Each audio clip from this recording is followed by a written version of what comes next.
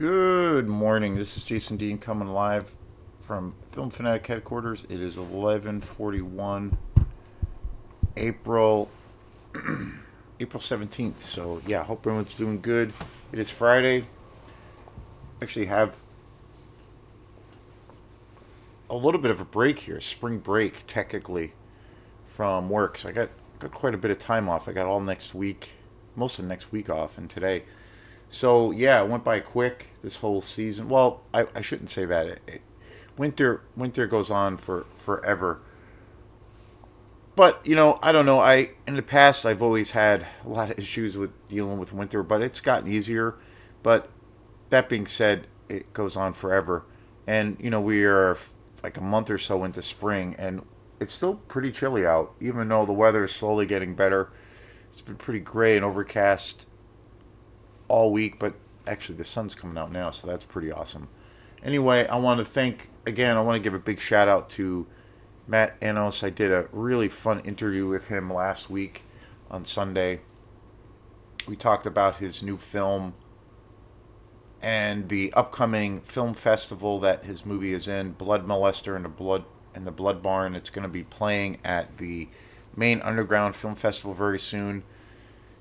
I think next week, and the festival has been sold out for about geez, probably like 2 or 3 weeks now. It's kind of crazy, pretty awesome. Am not I am not going to be able to attend because I did not get a ticket. I didn't. I kind of dropped the ball, but I did see the film the Blood Molester, the the Death Molester, and the Barn of Blood.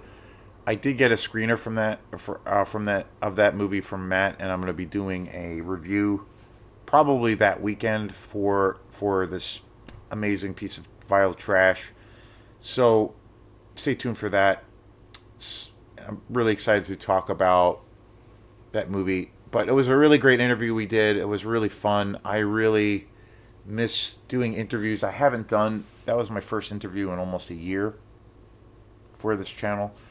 Going back, again, I've had this channel for about 3 years or so. In the first year or two, I did do quite a few interviews. I was doing quite a few, almost, I don't know, a few times a month with different guests, and it was really really fun. And it's actually the thing that I love the most as far as doing video content for the channel. So I'm trying to do more of those interviews, and I really appreciate a lot of people have said a lot of good things about the interview, and I've gotten a lot of good feedback. I posted it. Obviously, it's been on the channel. I posted the interview on I think it was Monday morning, and then I kind of shared it around with a few folks on Facebook and a couple other platforms. I've gotten a lot of good feedback from it, so thanks again for the support. And there'll be more. There'll be more. I just need to kind of get off my ass and get that stuff going because I really really enjoyed doing those interviews. And Matt was super awesome. So very very cool. The other thing I started doing for this channel, which I've gotten, and again, I want to really thank a lot of the folks that have been subscribing and a lot of the cool people who, continually comment on the videos. I always make it a point to respond to any of the comments that people post. I really, really appreciate that. To me, it's all about, the interaction, sharing ideas with other people that are really into film and just love movies to death. So very, very cool. So it was probably about a month or two ago I started doing a little bit of this kind of newer series where I do these deep dive videos. And these are videos on movies that I have talked about, whether they are movies that are, say, a part of a franchise or just movies on their own, where I've got the upgraded version of these films on Blu-ray or what have you. So, and then also I've done, there's a lot of videos on the channel of DVDs that I have. But most of the videos, I'd say, the majority of the movies, the shows on this channel are all movies that are about my personal collection, especially with the Blu-rays. but I've been doing these deep dive videos and I've gotten some good feedback. I really appreciate it. So I'm doing a deep dive video today. This is going to be another deep dive video in a movie that is hands down my favorite horror exploitation movie of all time. So I'm really excited to talk about this movie. I have done two, well, two or three shows on this movie in the past. I did a show on this movie on a DVD version of this film that kind of got me all excited again about this movie. And I have it on DVD. I think I actually have it on VHS actually too, now that I think of it. And I remember a few years back doing a review on the DVD. And then I also bought this movie about probably 3 or 4 years ago now on Blu-ray. And I'm going to talk about the experience of buying this movie on Blu-ray because it was something else. And then so that's like the second video. And then I also I don't usually do too many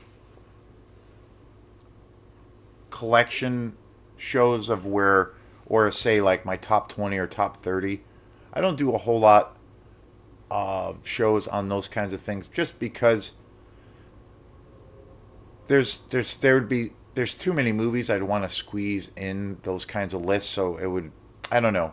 It's tough. I definitely have like my top picks, my top favorite films of all time or what have you. But there's so many other movies that I would try to cram in there as well. And I'm seeing a lot of new films all the time, so the list is just kind of always evolving and changing, and things are always being added. So it's really hard for me to make a definitive top 20 or top 30 list or 50. But I did do a video also. I did do a video about those kinds of things like once or twice, where I talked about my favorite horror exploitation movies, and so I talked about this movie then too. So that was the third. So this is the fourth video on this movie, but this is going to be. I'm going to try to do it again in a different way. This is going to be a deep dive video. I have this. There's a YouTube channel that I love a lot out there where this girl talks. This is what kind of inspired the idea, but she'll do like these kind of regular reviews of movies for her channel.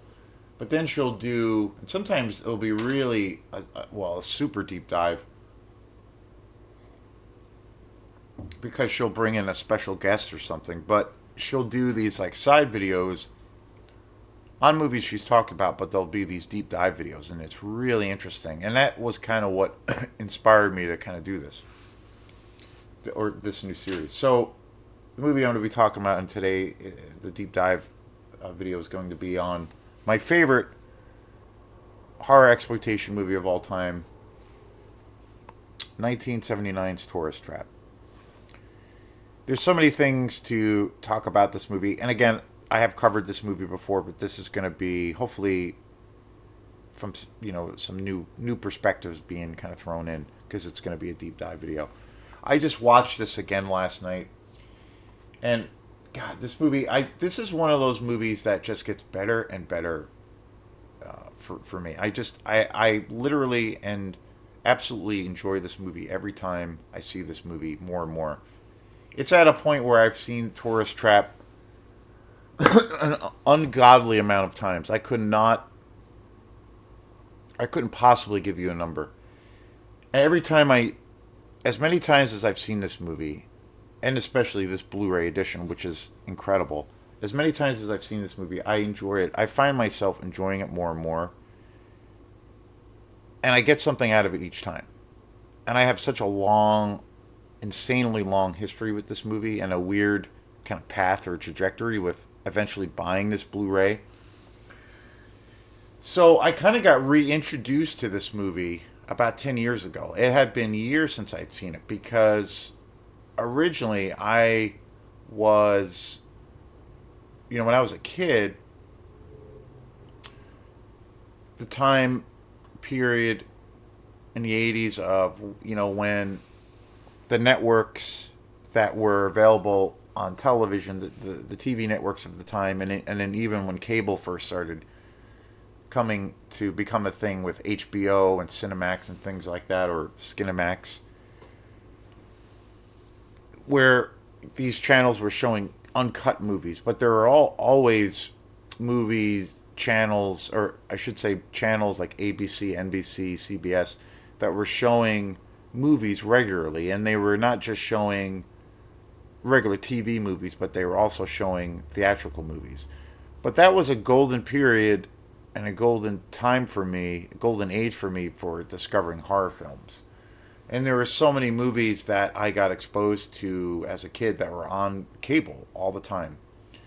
Sometimes on regular, cable networks like say ABC or CBS or what have you. Obviously, these movies, there were times where a lot of the horror films that they would show would be edited because of violence or sexual content, what have you. And then there were all these really great TV movies that were being made. Dark Night of the Scarecrow, Duel, just so many great. Columbo was a really great series, but these were really great television shows and television movies. Dark Night of the Scarecrow is one of my all-time favorite movies to watch on Halloween. It might even actually be my favorite, even though I kind of always lean towards John Carpenter's Halloween. But there were so many great movies, and the thing that was so interesting about that time was now, obviously, with streaming and all these companies, now they can show graphic content. They're essentially rated R, and they give the directors freedom to do whatever they need to do or want to do. And there has been a lot of great movies that have come through that, through that medium. And then for me, it's pretty mixed, but there has been some. But with the television thing, it's really interesting because obviously because of the ratings board, they were a lot of directors, TV, that were working in the television industry, were they had to really be careful of what they could show and what they could say. But I think looking back, like some of those movies I talked about in that decade, especially, there's something really interesting about that where I felt it made for some really great television. Because sometimes when you working on a project where you do have these real strong perimeters where and a limited limited things that you have at your disposal, and you have to really focus on the bare essentials, like just telling a good story. And how can you, when it comes to the horror genre, how can you still get people frightened, but knowing that because of the ratings board and it's commercial television, especially in the 80s, you can't show copious amounts of gore and violence and sex. So how can you still get all of those things kind of across without actually showing them? And I do believe that less is more a lot of the times. I love sleazy, trashy exploitation movies, and I can watch them all day, all night. And I love the, insane gore and insane sex and just total debauchery. But there's something to be said about when directors or filmmakers can't do that because they have these restraints. So Tourist Trap, even though it was not a TV movie, it was essentially, when the film was completed, and it came out in '79, and it was directed by David Schmoller.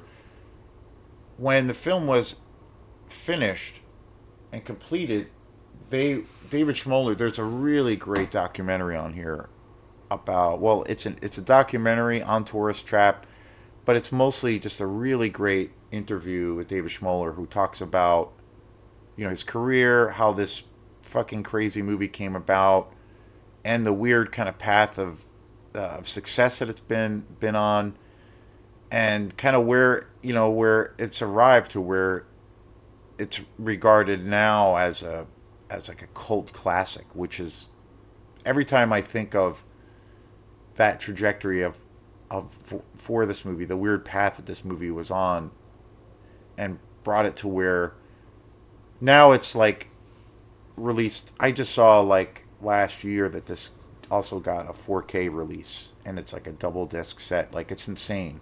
It's insane, like the trajectory. David Schmoller was talking about when they were making this movie, and it came out in '79. You know, they set out to make a really good horror movie. He talks a lot about going. He went to the same film school as Toby Hooper.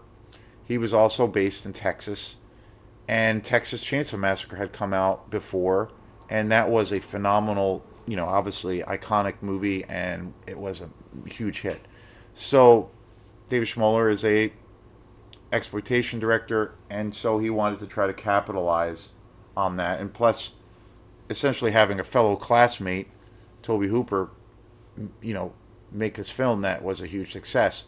So he essentially wanted to kind of, exploit that and exploit that market, even though, it is. And I've heard people say that, and I can kind of see that and I've heard this kind of thing over the years. That tourist trap, and David Schmoller doesn't pull any punches about it when he talks about Texas Chainsaw Massacre being the biggest inspiration for a tourist trap, and he essentially wanted to try to capitalize on the success with making his own kind of version of it. But I have to say, and I see obviously when I watch Tourist Trap, I can see, a lot of those things that he was inspired by or kind of borrowed or what he stole from Texas. But I have to say, every time I watch The Tourist Trap, it's such a different movie. It really is. Like, obviously, with the main villain, with Leatherface and Chuck Connor's character as the killer in this movie, there's obviously the Leatherface comparison is there. But I always feel like every time I watch this movie, it's so much different than Texas. And I love Texas Chainsaw Massacre. I mean, it's, one of the greatest slasher movies ever made, one of the most influential movies. It's one of the nastiest and one of the most raw film experiences you'll ever have in your life. But Tourist Trap is totally it's its own thing. It stands out to me more and more every time I watch it, where it really is its own thing. It really does. It really has its own standalone kind of universe. And it's, that whole saying, and I've said it before, but great composers or good composers borrow, great composers steal, that kind of thing. Like, that's kind of true. And, when it comes to exploitation movies, horror exploitation movies, in this case, that's kind of the business model of what they're doing. Like, they find that there's, in the 80s, to get a movie distributed, and this is something we talked about this is something I talked about with Matt Enos when we did our interview. We were talking about, because his movie,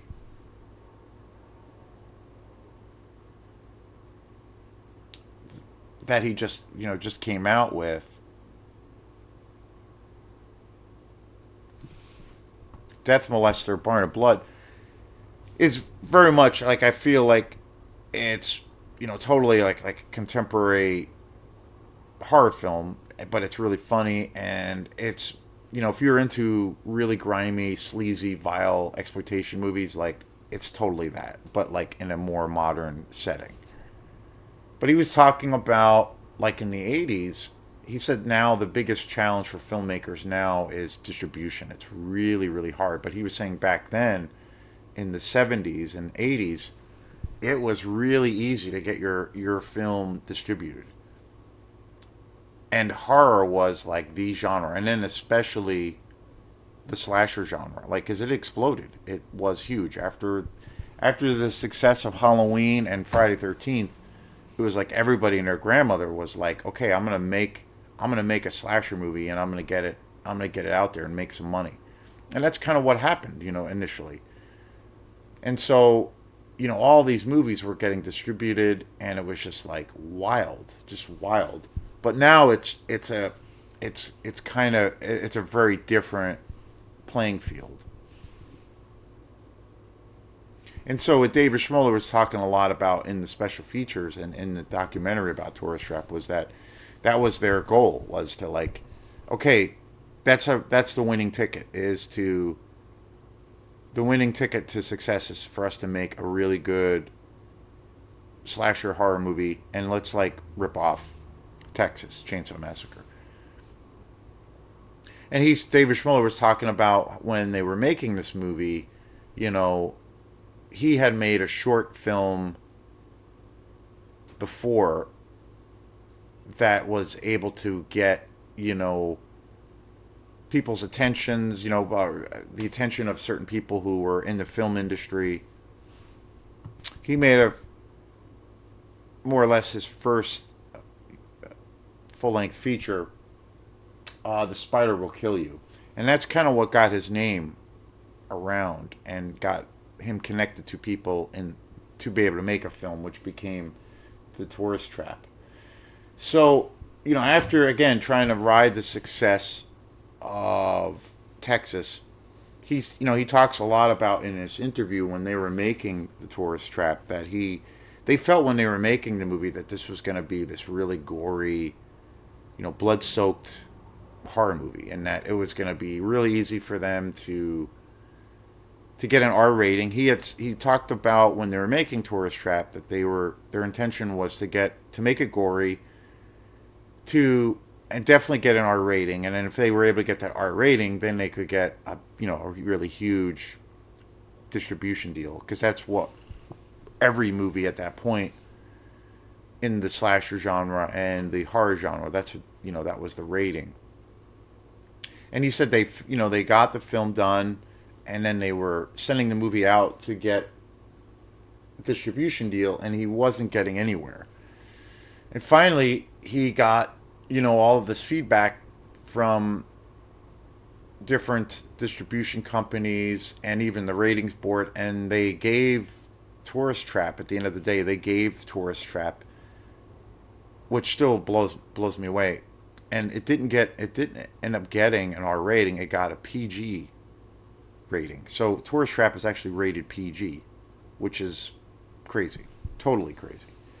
So because it got a PG rating, it could not get any real distribution, and it was released, but on a real limited scale, and it died. I guess the movie died in the box office, and there was because it was looked at as a PG movie.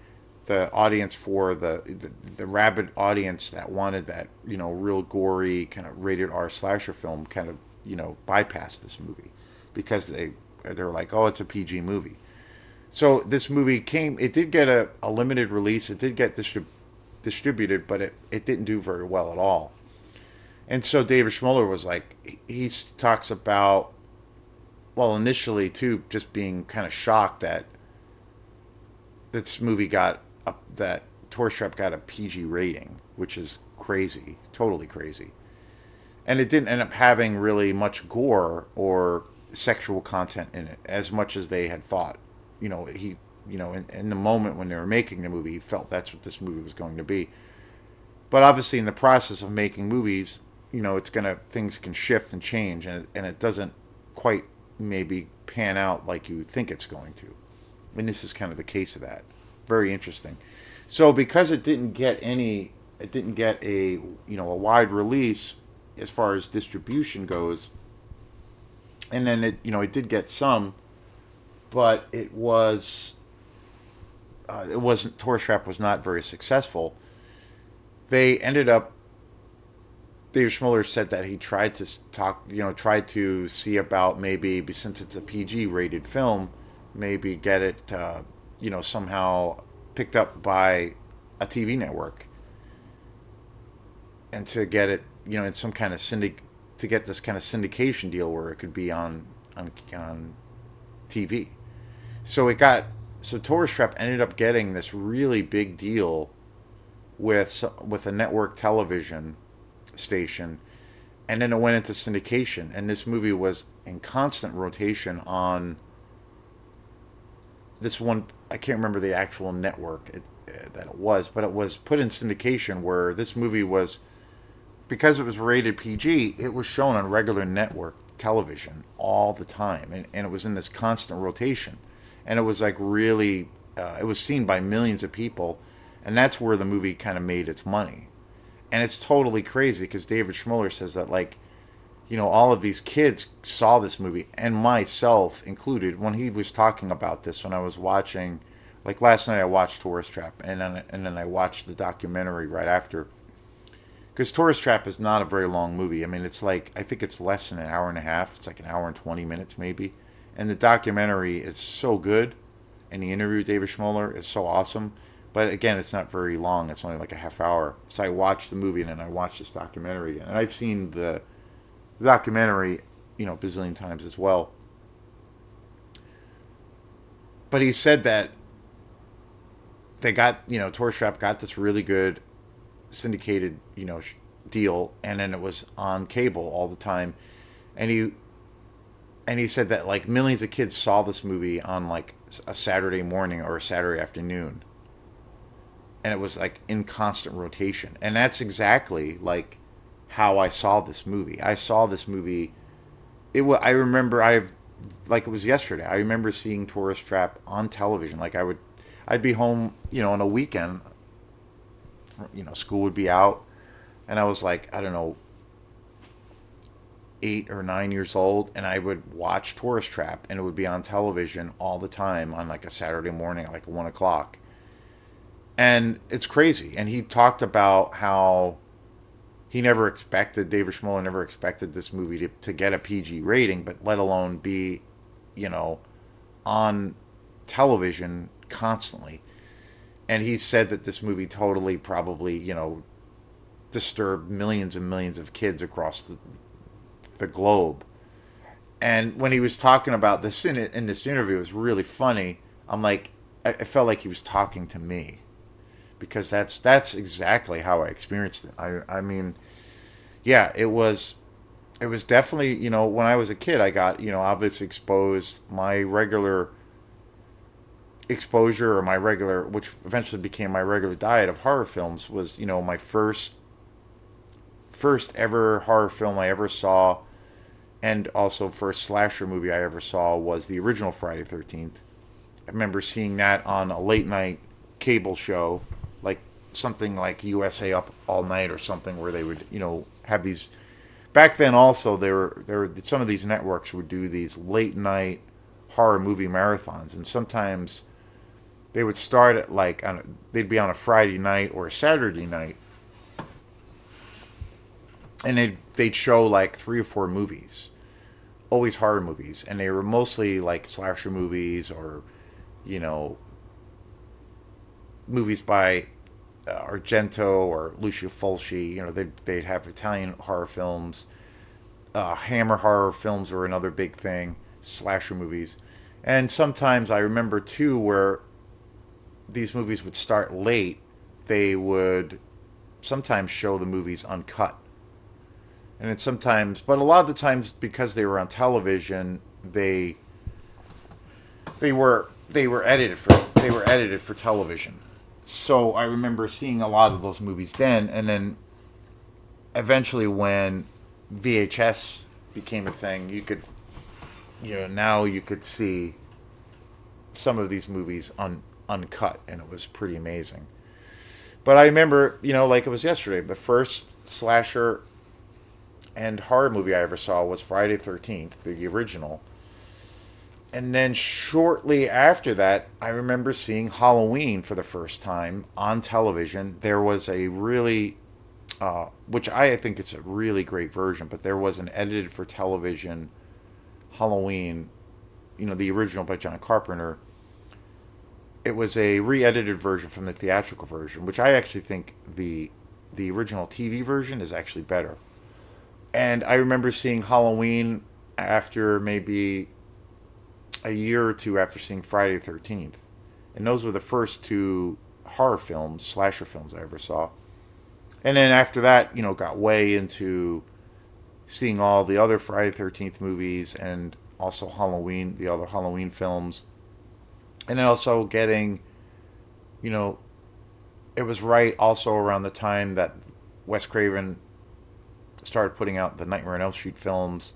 I remember seeing all those movies, and then that's when I kind of started getting exposed. That obviously in the '80s, that's when the slasher genre blew up, and seeing My Bloody Valentine and Slumber Party Massacre, and seeing all of the other like real low budget slasher films that were coming out, and then started to get exposed to a lot of the Italian horror films that were coming out, Lucio Fulci. And right at that time, I got exposed to seeing Tourist Trap for the first time. And that movie was, it was crazy because I have like real distinct memories of like Tourist Trap was literally on cable all the time. Like I would watch it. I have distinct memories of watching it literally over and over again on television, which is kind of fucked up because watching Tourist Trap now, it's definitely one of the most bizarre, and I do think even though Tourist Trap is so goofy, and it totally is the case, it's so bad it's good. Like this movie is, all intents and purposes, Tourist Trap is such a piece of trash, but it's also, I think, brilliant. And I also think that this movie is, it's gotta be one of the creepiest movies ever made. I mean, all the scenes with the way the cinematography is, and all of the mannequin scenes, and Chuck Connors' performance, and the method of how these young people get picked off.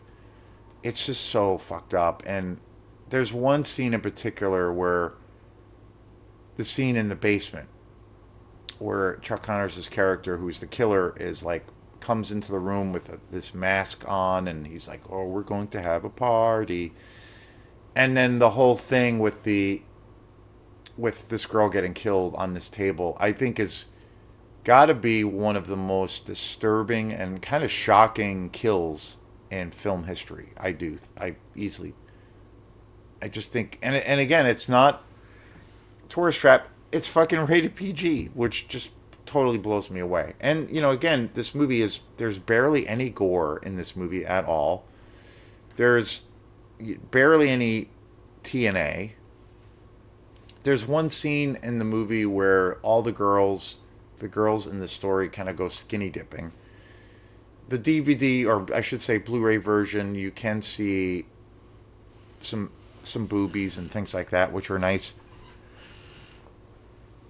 But the television version of that stuff obviously was not shown. But other than that, there's not any, compared to a lot of other slasher movies, and compared to a lot of exploitation movies that have tons of gore, tons of boobs, tons of sex. This movie has that, but it's so dialed back, and there's, in some ways, virtually none. And yet, this movie, I think, is one of the weirdest, one of the strangest, and one of the most disturbing, like generally creepy movies out there. Like I really do, and I think those elements, and I'm gonna get into kind of the crazy like trajectory that Tourist Trap has had. I mean, just crazy, to where it's like regarded now in 2025, 2026, like, which is kind of mind blowing.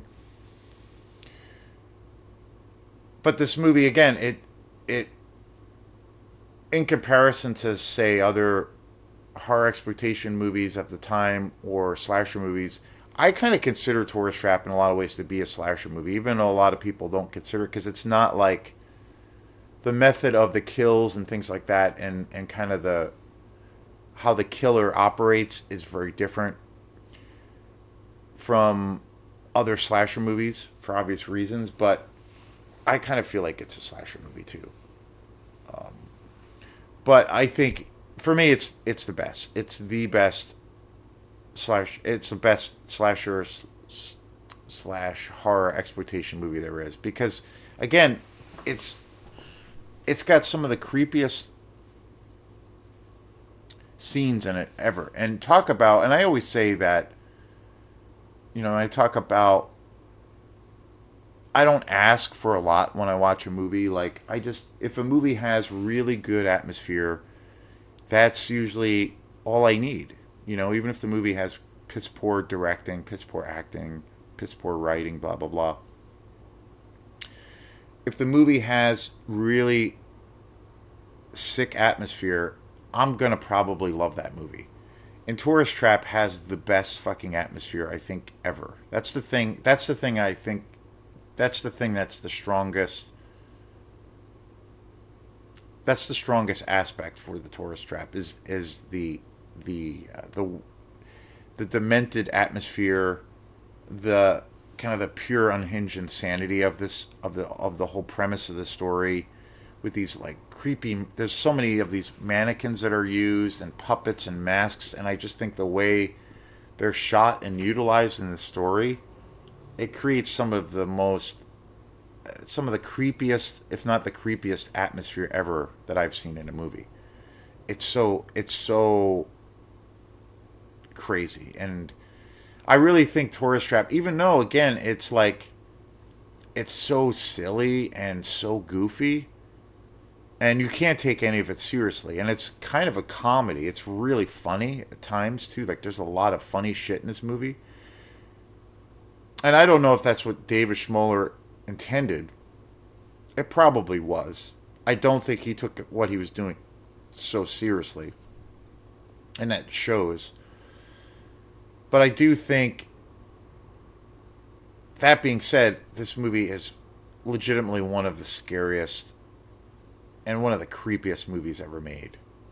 And I've talked about that before with other movies where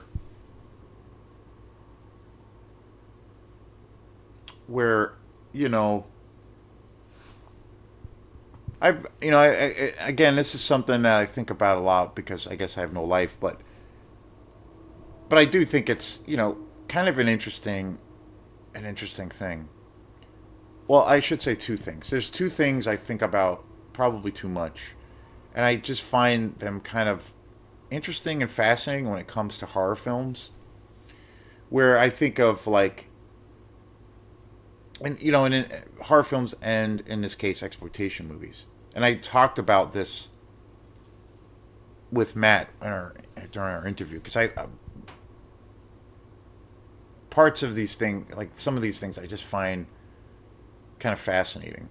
The one thing being, and it was really fun talking to Matt about this because I loved interviewing him and I love just chilling and talking with him because I look at it as like this thing of where I'm just a massive fan for a film and I just love movies and they're for what I do, the weird music that I write and my weird band Quantum or whatever, like that is films. All things films are the biggest kind of influence from that.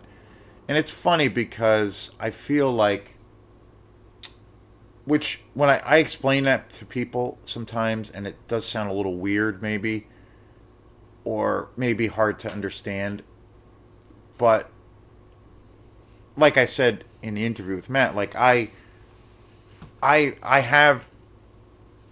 definitely have experience like working on film projects, and I know what it's like, and I've been around people who are a part of of making the whole process of making movies. So I get how that works, like as far as how much work there is into it and how much that entails. Because I had said to Matt, like I had some experience. I have maybe a little bit of a different perspective than say people who just love movies, and which is great and that's cool. But like with me, it's like obviously that's the main thing, that I just love movies so much and they're just fun and they inspire me. But I've had some experience working on them, you know and I said in the interview, like I had experience working mainly with like music video stuff for a band that I used to be in, and we would do this whole kind of Velvet Underground, Andy Warhol, like the factory thing where we would show the videos and broadcast them on the band. And then eventually I got into working on a film, and I worked on this one film for a while, which was a piece of shit. But the movie itself is garbage, but the experience was so great, and it just gave me a whole new respect for films. You know, making films, how hard it is, and it just I felt, even though it was, you know, I'm it's not something I was pretty proud with when I did the video stuff early on. Like that was stuff I was like, that's kind of cool. The movie, not so much, but it was the experience. And again, that's it's like anything. Your first go of things, it's gonna not gonna be successful. So, I did that whole thing for a while, and then I looked into getting into making more movies, and I had other script ideas. I was collaborating with a couple of different people, and nothing really went anywhere. And then I started Quantum. But creatively, or in my weird brain, I've always had that desire to like be a filmmaker, or just really, really into diving into the craft of it. And this surprising thing happened to me, or kind of this unusual thing kind of happened to me, but it was very surprising. Where when I started my band Quantum, and I've had it for 10 years, and after a couple of years of doing it, I noticed that there were like these things that I was really into, certain aspects of film that I really loved, like with, say, the theatrical aspects of horror films, with, say, in this case, like even more specifically, with slasher films, using masks and wigs and creating this vibe. Soundtracks that I was really into, a lot of film scores, and then also even like, movies that have a certain kind of pacing. I tend to like films that have a little bit of a slower pace, and then also like the lighting, creating, world building, creating atmosphere. I noticed like over a few years that like, wow, all of that stuff that I'm really loving about films, I was starting to, and not even consciously, I was starting to kind of like throw all of those things that I really love about films, and integrating them, and they were becoming more and more of a part of Quantum.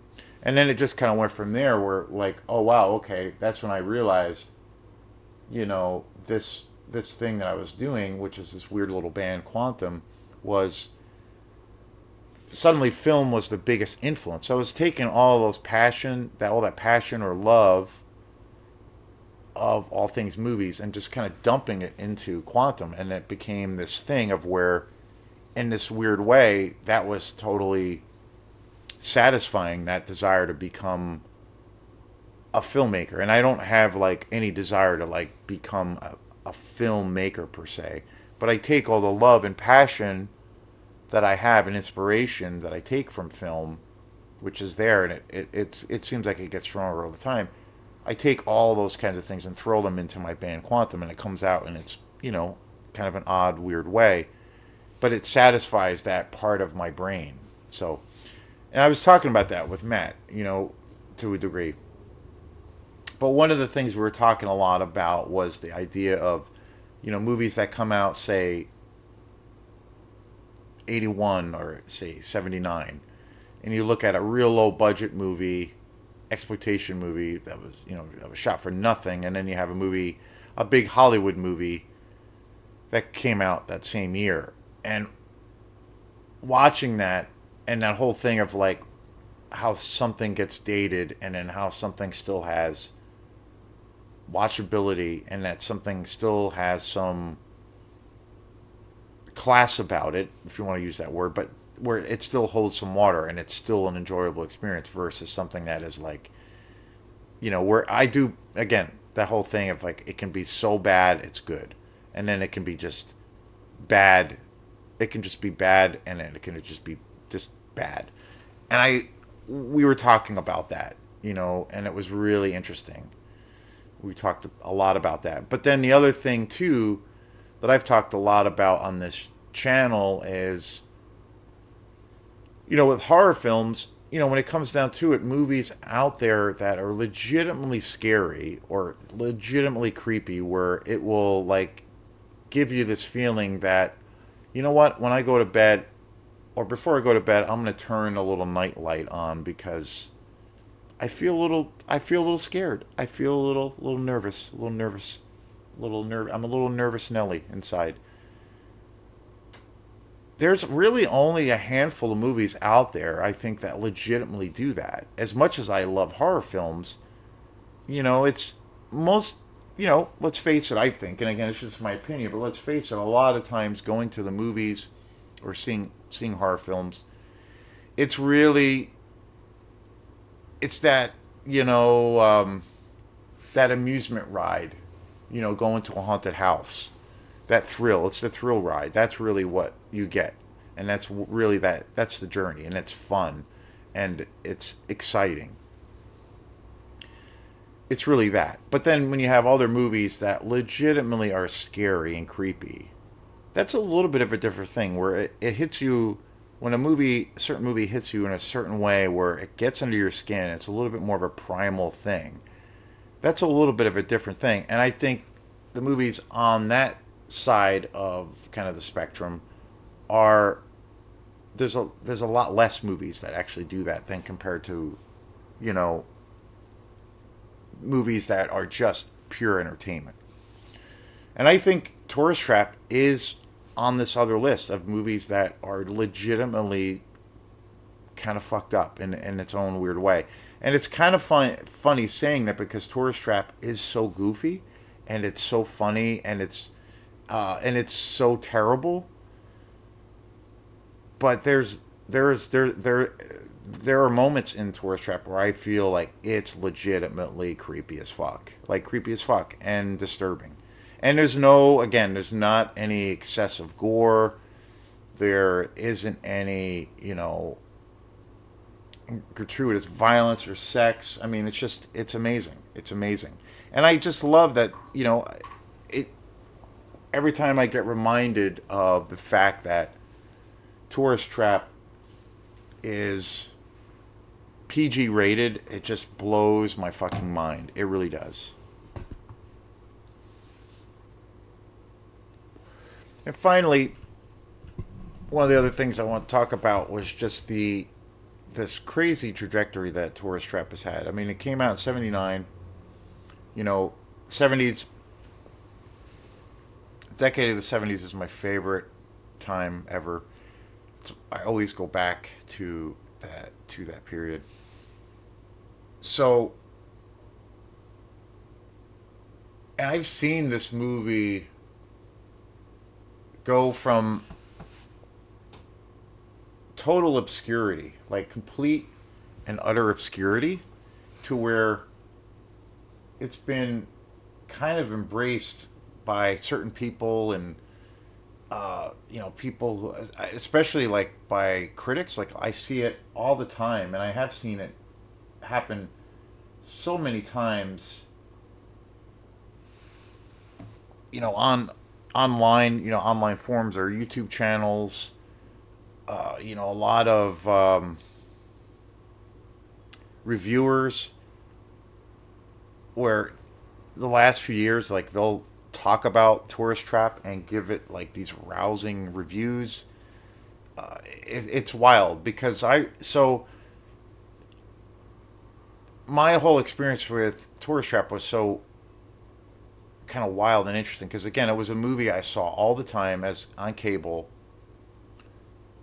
It was always on cable, and then when VHS came out, I remember seeing it a lot on VHS. So there was like probably like 10 years or something like that where I was a kid where this was a movie that I would see and watch like all the time, constantly. Maybe that explains a lot of how I am as a person. But that was a movie I just so many times. And then, like, for whatever reasons, I got way into horror.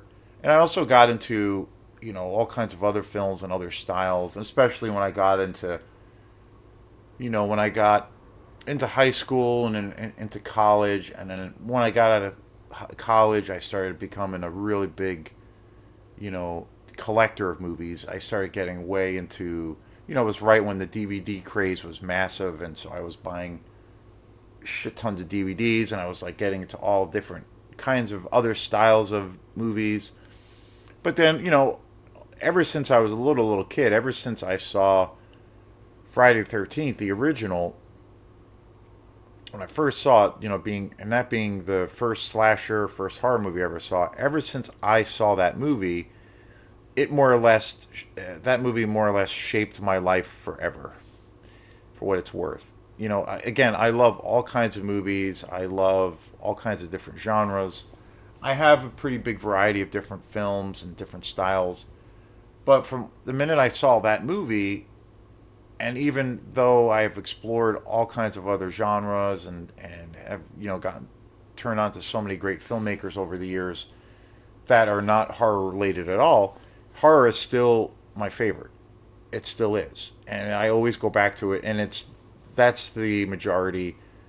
That's where the majority of my time is spent, is in the horror genre, and as when it comes to exploitation movies, that's been always a thing.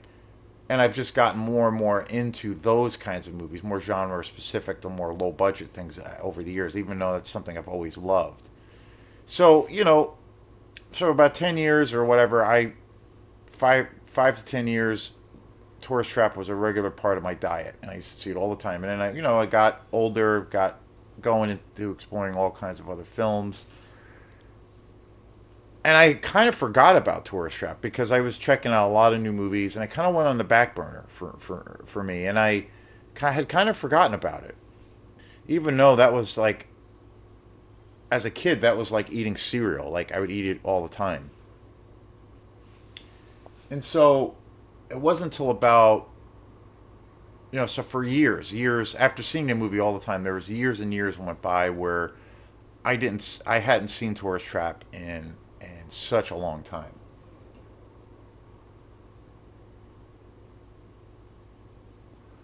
And then it was about, probably about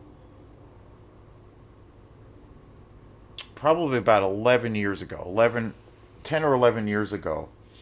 Again, I've talked about this, and my mom was a guest on the show, but my mom was really, as far as people in my life, she was the person that got me into horror films. You know, it started with Alfred Hitchcock. That was the first kind of suspense, and and then Psycho, obviously, which was kind of a very early, to a degree, like a blueprint for slasher films. But Hitchcock was what she first got me into as a little kid, and then it was like Friday 13th, the Evil Dead movies. I mean, the list is endless.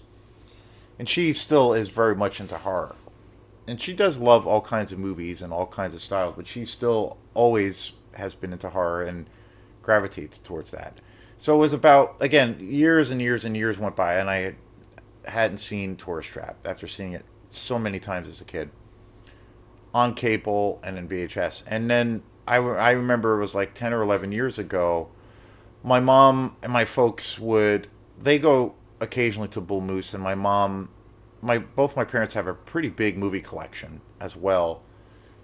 They have a few hundred movies. They have this big library over at their house, so they have a ton of movies in, and they only buy or rent DVDs. And my mom used to, more so about 10 years ago, they would buy movies. They were buying a lot of movies at that time. Just random DVDs, knockoff DVDs. Movies for $1. They'd buy these little bargain bin packs of movies and all this shit. And so they acquired a lot of crap movies that were kind of cool. And I remember about 10 or 12 years ago, I was over at my folks, for dinner, and just having dinner or whatever. And my mom said, "Hey, I got a movie for you. Do you remember this movie?" And she brought out a copy of Tourist Trap. And she said she just bought Tourist Trap on DVD. I can't remember where she got it. She got it randomly somewhere, and she had just gotten it on DVD. And she's like, "Hey, do you remember this movie? This was a movie that you used to watch all the time as a kid." And she said, "Yeah, it's like the worst, pretty much the worst movie ever made." And I was just like, "No way!" And suddenly I got like hit with a tidal wave of like nostalgia, and I was just like, "Oh my god, Tourist Trap! I haven't seen this in years," and it brought back so many memories of my childhood, like crazy, crazy. And I was just like, "Whoa!" Like a tidal wave, and it was just like, "Holy shit!" And I think we that night we ended up watching it on DVD, and it was kind of a crappy. I still have it. It was kind of a crappy version of it on DVD, not like a low grade transfer. And I remember I think we watched it that night, and we just had such a great time watching it. And I remember we just laughed our asses off, and it was just really funny. And my girlfriend that I was with at the time was there, and she watched it too, and she's just like, "What the fuck is this? Like, what is this?" And she laughed her ass off too, and we were just like, "This is great." So, and then after that, my mom was like, she didn't really like Tourist Chef. She thought for her it was just so bad. It was just bad. So she's like, "Do you want it? Do you want to keep it?" And I was like, "Yes, I'll keep it. I'll take it home." And this was like 10 or 12 years ago. So I ended up taking the DVD, and then I was the proud owner of this DVD. And then I proceeded to watch it fucking like an ungodly amount of times again. I got obsessed with it again, like I was a kid, like when I was a kid. And I started watching it fucking like once a week. And I was just like, yes, this movie rules. And I remember at that time, and this was 10 or 12 years ago, I didn't really know much about. I didn't know who David Schmoller was. I didn't know about the history. I didn't know about the Texas Chainsaw Massacre connection. I didn't know that, that David Schmoller went to the same film school in Texas that Toby Hooper went to, and that they knew each other, and a lot of the same crew that worked on the original Texas Chainsaw Massacre also worked on the Tourist Trap. I didn't know about any of that. And so when I started watching it again on DVD, and again it was like better quality because it was not on cable, I started looking up things about Tourist Trap online. And time after, it was so hard at that time to find anything about Tourist Trap.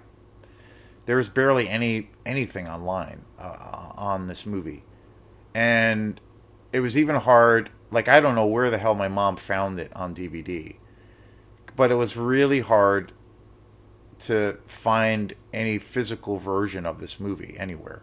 And I remember coming across a couple of like reviews of the Tourist Trap, and there were a couple of people like writers and reviewers, critics, and I remember it like it was yesterday, where I found a couple of these critics, like fairly well known critics that had like a website, or and this is 10 or 12 years ago, so YouTube was like starting to kind of emerge as a thing. Seeing some shows on Tourist Trap, and out of the handful of things that I found online about the Tourist Trap, this movie, time and time again, was continually said to be the worst movie ever made in history. Like the the worst of the worst horror movie ever made, the most low budget, the most, basically, that most people regarded it as like the biggest piece of shit made. And it wasn't the case of where it was so bad it was good. It was just bad, like just everything about it. And it was regarded as just like total, like, bottom of the barrel, like garbage.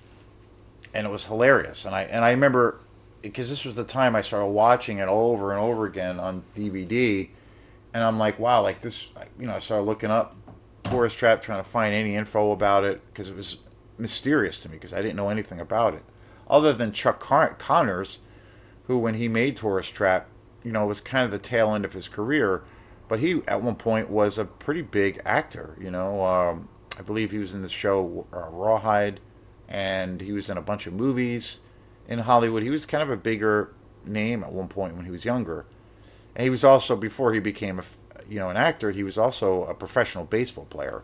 So he was a pretty high profile actor or figure. And when he made Tourist Trap, it was kind of like at the end of his career. Like he was kind of like becoming a second or third rate actor. He didn't have the clout that he used to, and he was older.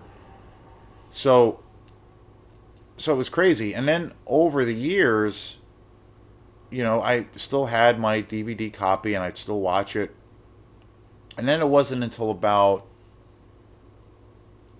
probably 3 or 4 years ago now. I was at the Bull Moose in Brunswick, Maine, which is actually a really good, great shop. They have a really good movie selection there.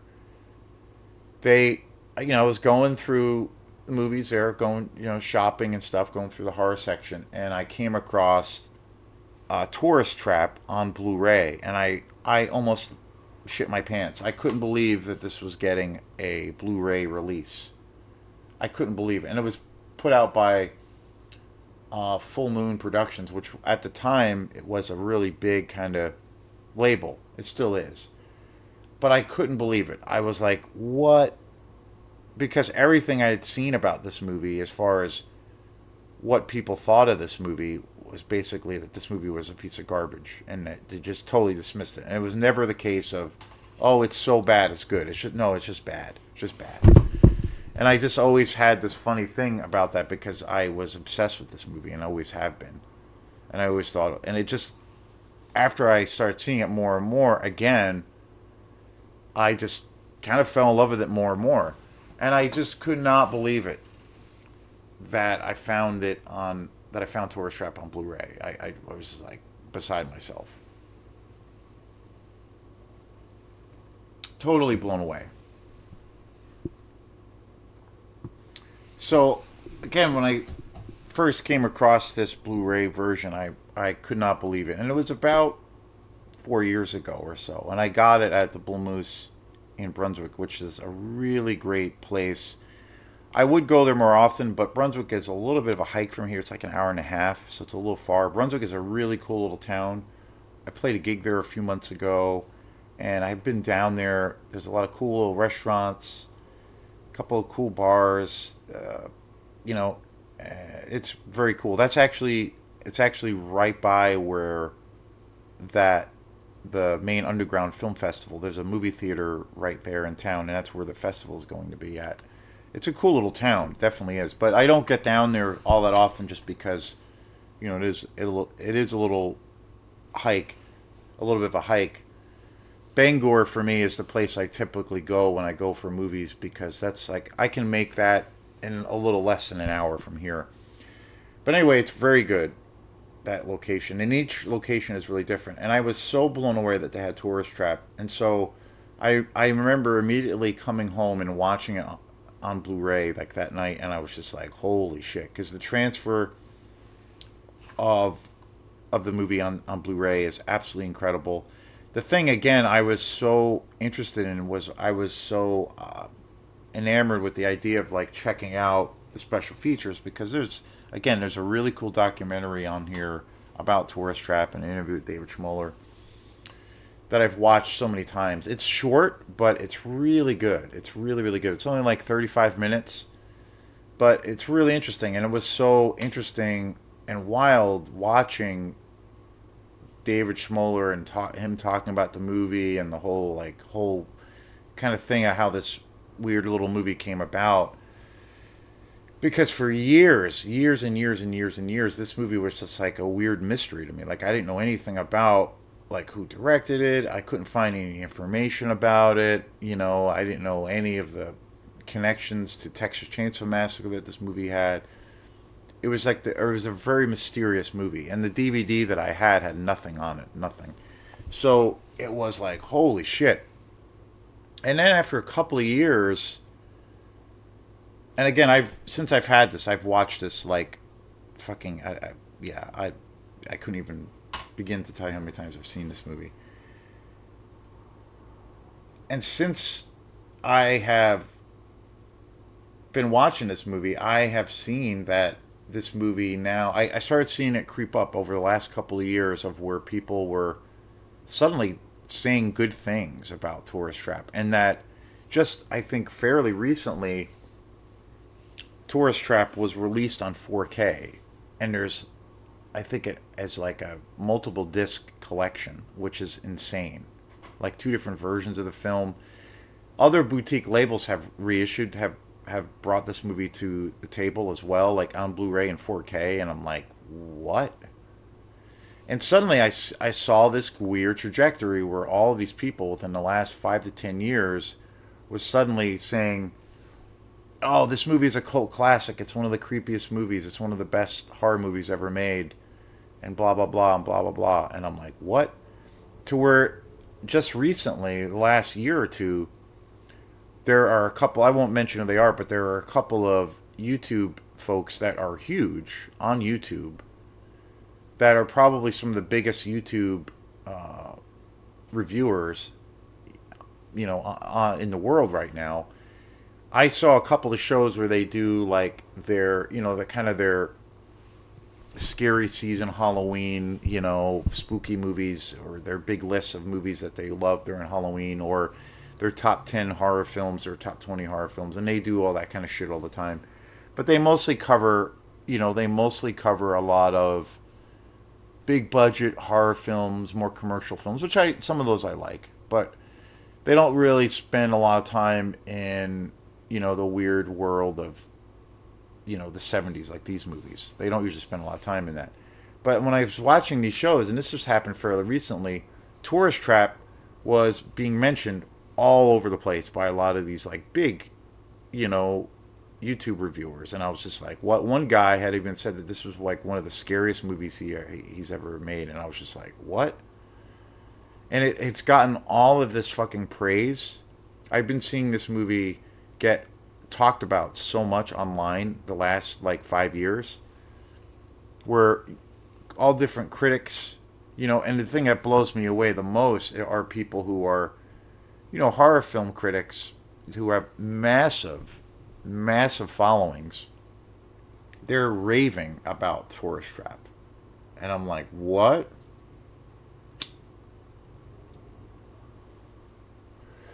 And it was like kind of almost in this weird trendy way where I started seeing all these different people online talking about this movie and raving about it.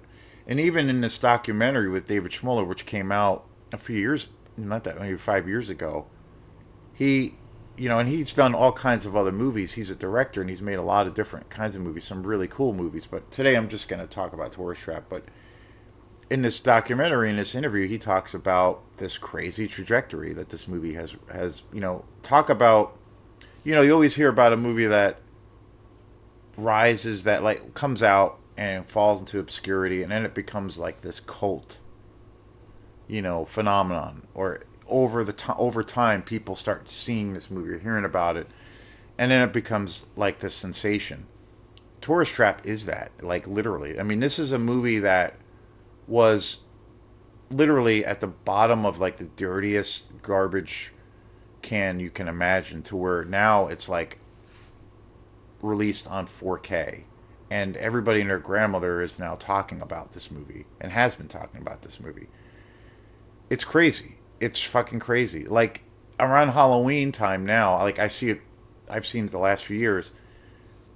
A lot of people, when obviously Halloween is happening, everybody does their top 20 or whatever scariest movies or their favorite movies to watch on Halloween.